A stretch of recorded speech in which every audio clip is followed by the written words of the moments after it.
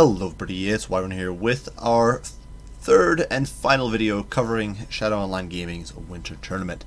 And this time around, it's a single battle on MP Blue Ridge River, playing as the Wood Elves against Gojira's Dwarves. And going into this match, I felt like I'd kind of screwed myself with my own picking here. Obviously, the picks were all blind, but Wood Elves against Dwarves, just a tough matchup. Really a matchup you want to avoid at all costs, if you can. Because the simple fact is that Wood Elves do not do well against Dwarves. They've got a lot of issues. So, I decided to do something a little weird. Knowing that I can't bring a bunch of Way Watchers, the most you can bring is 4 here, due to the tournament limitations, I decided to go with a very wide infantry-heavy build, and basically just try to outmaneuver and outposition my opponent. So quickly going over the composition. For my Lord, I did bring Glade Lord rather than the Glady. I don't think Prevanathrema, if you're not shooting, Prevanathrema against a slow faction like Dwarves, especially when you're trying to get into melee anyway, so things like netting things like Slayers just doesn't matter. I figured a Glady's not really that useful. Arrow of Kernus, of course, is kind of meh against Dwarves. It's kind of meh in general. But he does have Foe Seeker, and more importantly, he does have Banner of the Hunter King, as well as Call of the Woods, which is plus 10 melee attack in an AoE. He also does have Helm of Discord, which is a huge debuff. It's like Enfeebling Foe, except huge. It affects a 40-meter area, which is nuts. It helps out your troops immensely, especially your more elite troops. It will help Eternal Guard a whole bunch as well, but these guys aren't really here for killing. This front line of Eternal Guard is pure distraction. Due to the fact that there weren't any trees in the back here, I kind of assumed this was where Gojira was going to deploy, and that's why I put a little more weight to this flank. But he ended up deploying over there by the tree line, so things did end up a little differently. Now, for support, we do have a Spellsinger of Life hidden here in the trees. She's on foot. Once again, this flank was the one I weighted a little more heavily. She's got Earthblood, she's got Life Bloom, she's got Power Stone. Not a great melee combatant, obviously. You're just bringing her for the support spells, and I figured that she'd be pretty nifty. On the other flank, we actually have a Spellsinger of Beasts who does have the Amber Spear, and if you guys know anything or have been watching my videos, you know that I absolutely love this spell and think it's ridiculously OP because of the potential destruction you can cause. It can annihilate entire units with a good cast, and it's really, really potent. And especially against Dwarves who have very tight formations and tend to string out a whole bunch, this is a brutal spell. I also did give her Blessing of the Ancients, which ironically is not being used here because she's not in the woods, Wild Heart for the Power Reserves, and Power Stone as well. So we've got a whole bunch of Winds of Magic, hopefully.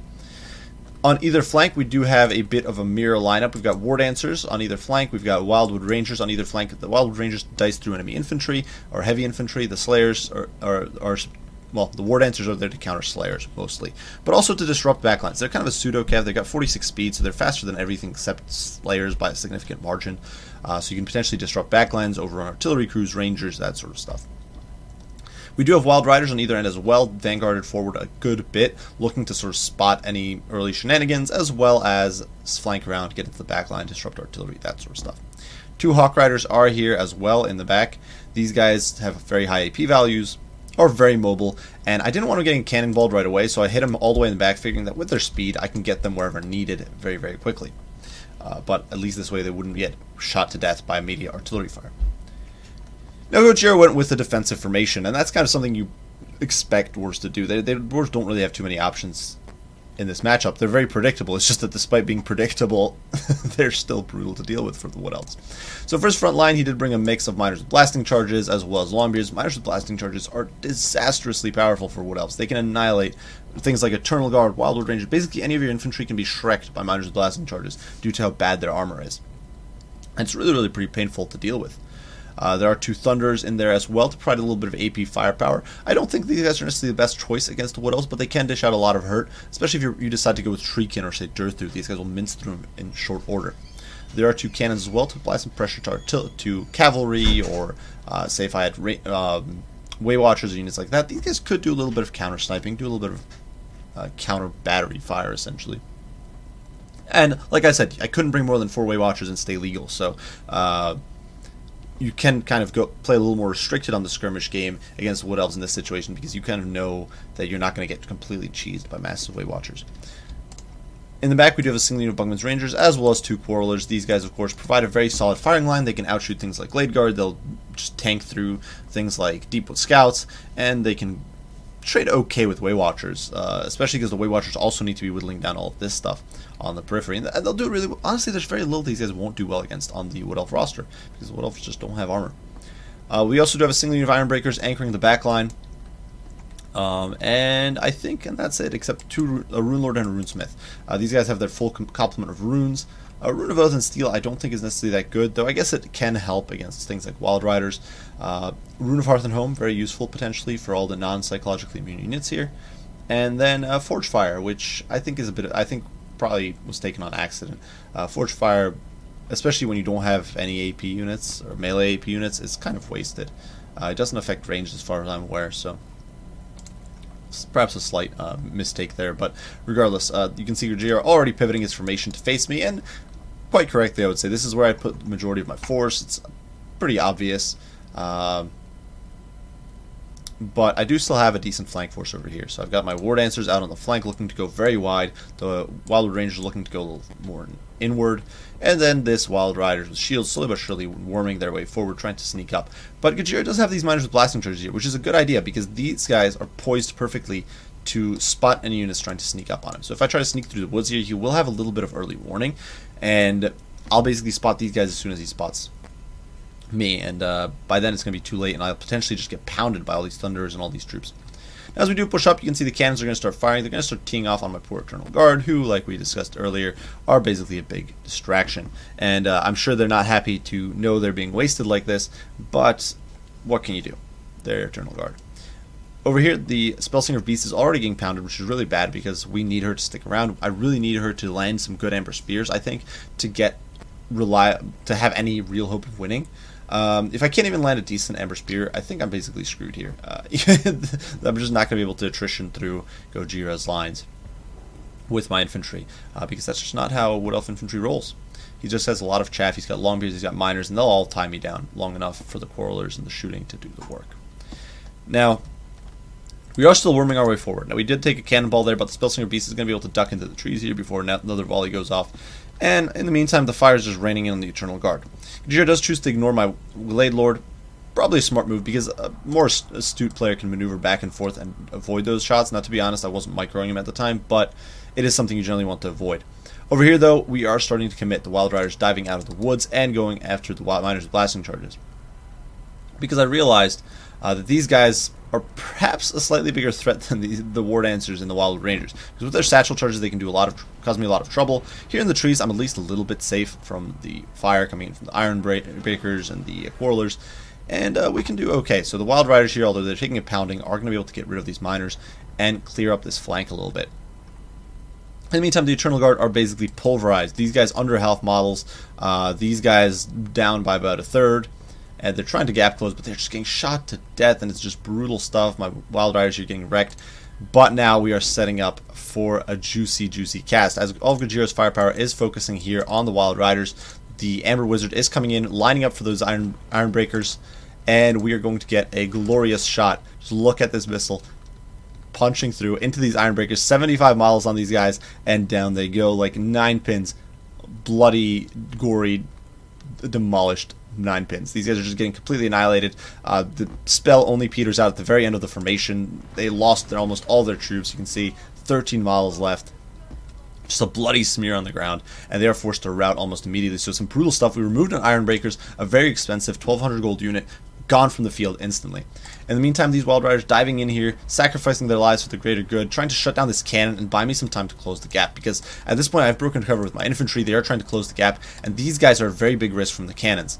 Some friendly fire, they're actually killing some miners, but the thing is that while my Eternal Guard with shields are expendable, these guys are not. They need to be getting into the fight. And the Hawk Riders are now committing. They are trying to shut down the cannon crew, doing a pretty good job of it, actually, because they just do so much damage in a burst. They are able to remove the crew, and are then going to be able to take back off. And because Gojira doesn't have any Slayers or units like that, they are relatively sturdy. They are getting pounded a little bit by the Thunderers here. But all in all, they're holding up, and you can see we pulled our Spellsinger back. She's now camping out there, hiding in the trees. And our Wild Riders, still around on 21 models, are able to sally out and go shut down this cannon crew for good.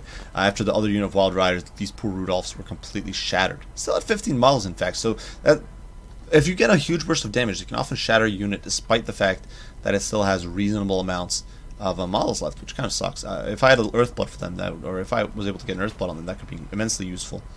But in the meantime, we are kind of slugging it out here in the front lines. You can see these Thunders over here are pivoting to get a decent shot. The Hawk Riders are being forced off, which is definitely a good success. but the War Dancers are swarming all over. They're going to swarm these Longbeards, they're going to swarm these Quarrelers, and they're going to start compromising this backline, which is very useful, as our Rudolphs are running all over. In the meantime, we're going to posture for another lovely Amber Spear, and you can see there we are channeling onto these Thunders, and just look at that bloody smear, destroying them. And once again, 45 miles down instantly, they're just completely destroyed. Not quite as nice of a shot as the one on the Ironbreakers, but still just brutal.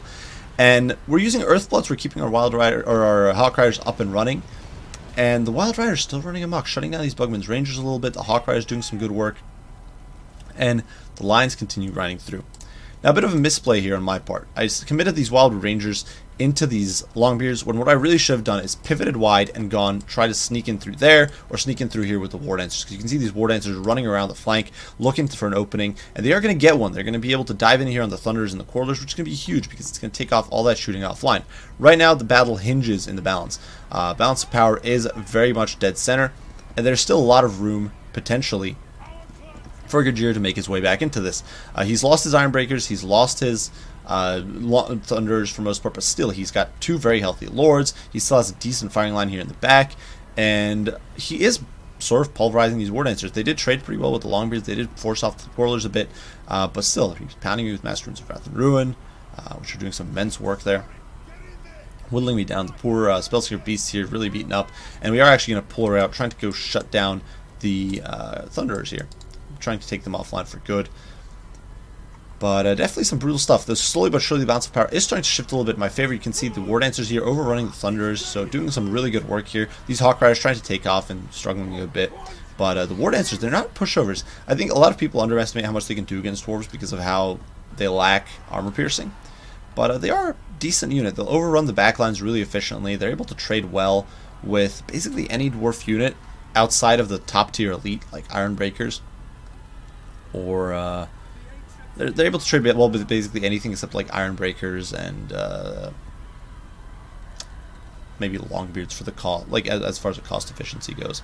In the meantime, though, we are able to compromise the backline. The Quarrelers getting overrun. These Longbeards are streaming into the fray, trying to help their friends, but by then it's too late. The Wild Rangers are in there. They're going to be able to pivot around and deal with them pretty handily. They are a very solid unit. Wild Rangers, not an amazing unit necessarily, but definitely not bad either. No pushovers, and they'll definitely be able to slide out with some Longbeards. The Hawk Riders, in the meantime, running amok. Certainly they aren't doing huge amounts of damage, but they've been a huge distraction this entire game, because Gojira has poured so much fire into these guys, not able to quite take them down, because they're just constantly moving. They're very difficult targets for archers to deal with, and they've just been doing immense work. And in the meantime, these Wild Rangers still here, 94 kills. The War Dancers here with 90 kills, running amok, able to just bypass the Rune Lord and dive in on these Longbeards and start doing some immense work. And the Longbeards, they're respectable, but another thing as well is as this battle drags on into the longer stages where the units are getting exhausted and very tired, the penalties to armor are going to start adding up for the Dwarves. The fact that these guys are down by like 30 armor or something and they're exhausted or very tired, I think it's like 20 armor or something, it's going to be huge. It's a big impact. Over here, the Glade Lord is slugging it out with the Runesmith, who is having a bad day. He gets hit by Helm of Discord, which puts his armor down, or his melee defense down to almost nothing. So he's going to be getting cut down here in short order, despite his armor. We do have a few units out on the periphery, the Wild Riders here, but at this stage, it is GG. As the last Lord here, the Rune Lord, is going to be pressured, encircled, and forced to rout. So, well played to Gojira. Honestly, I think a pretty conventional build. I do think a few little mistakes were like some of the rune selection on the Rune Lord and Runesmith. And honestly, I'd probably dump the Quarrelers and Thunders in favor of like a unit of Slayers perhaps and more Rangers. I personally think you're better off with Bugman's Rangers or just normal Rangers, because the Wood Elf player can't tell where they are. He has to be gets kept guessing. But that's just my 2 cents there. I don't really think the Thunders are necessary, but nonetheless, I do think this was a pretty solid build. For this build, I was really impressed with how it did. Worked out very well. Now the Ember Spear, ludicrously powerful, guys. If you struggle against Dwarves with factions, especially like Empire and like Wood Elves, who do have serious issues here because they don't necessarily have the tanky great weapons. The Empire great swords aren't the most powerful great weapons, so they can kind of get taken apart by more elite Dwarven infantry. Wood Elves obviously have huge issues with survivability, so these are 2 factions especially that I think struggle in this matchup. But if you're having issues, honestly, Ember Spear's not bad. If your opponent does respond to it and does try to flex, you can usually still get... Your opponent can't just pivot his whole entire army around to match your Amber Spear. So you can almost always get some nice cast of it. And it doesn't even have to be overcast. It can be a basic cast, and it'll still annihilate troops with really contemptuous ease. The only thing it doesn't do well against really is Slayers, but everything else. Ironbreakers, Longbeards, units like that, and it's great. If you can make a 7 or 11 Winds of Magic spell, annihilate an entire unit. Like here, I managed to annihilate an entire unit of Ironbreakers for like 12, for a couple Winds of Magic. It was like 11 Winds of Magic, and then these guys, unit of Thunders for like 7. You know, that's more than paying for itself. You're removing like 2,000 gold worth of your opponent's army from the field completely, which is huge. So I definitely would recommend that spell. For the other things here, the War Dancers, they did rather well. Another unit I wouldn't underestimate in this matchup, War Dancers. People often don't bring them or don't bother with them, I think because they're non-AP, but with their pretty nuts melee stats, they can kind of munch through the lower-end Dwarven infantry, which is very common in this matchup. And because they're quick enough, they can really get on the back line and compromise things like Rangers, like Thunderers, like Quarrelers. The Wildwood Rangers as well, just a decent unit. You don't want a lot of them, but you do want some to punch through the elites, especially if you're not able to get good iron, or you don't have it. Say if your opponent brings multiple Iron Breakers and you've gone with a very melee-centric build, you need something to crack them. And while it's not ideal with Wildwood Rangers, it's still better than trying to mulch through them with like Eternal Guard and Wild Riders. Hawk Riders, decent. They didn't get a lot of kills here, but Gojira himself was telling me that he was really annoyed with them and trying to shut them down. He spent a lot of the game just trying to cut this unit down, and so great distraction unit, and actually able to dish out a lot of hurt potentially. So I did like this build. It was very disparate, but I think it worked out rather well. So well played to Gojira. This was the final game that I played in the tournament. Well played to everybody, or that I played in the final battle of the group stage. And so well played to everybody. I really had a lot of fun. I do thank ShadowOnlineGaming for inviting me to participate, and for organizing everything and arranging the brackets, and because that's all tedious work that nobody really wants to do. But I put this tournament up, and I really do appreciate that. And I do thank all my opponents for being a lot of fun and giving me a whole bunch of matches that it's a change of pace from quick match. It's because you got all these different rules and restrictions, which I think improve the game in general. It makes it more it limits the cheese and the really annoying gimmicky stuff. So I think it's a lot of fun, and I definitely enjoyed it, and I hope everybody else in the tourney felt the same. So I do hope you guys enjoyed the video. I hope you found it entertaining, and I hope you had fun watching. If you did, be sure to leave a like, subscribe, share, all that good stuff. If you have any comments, any criticism, any questions, as usual, do not hesitate to post them. I will do my best to respond as soon as I can. I do thank you all for watching, and I will see you all in the next one. Bye for now.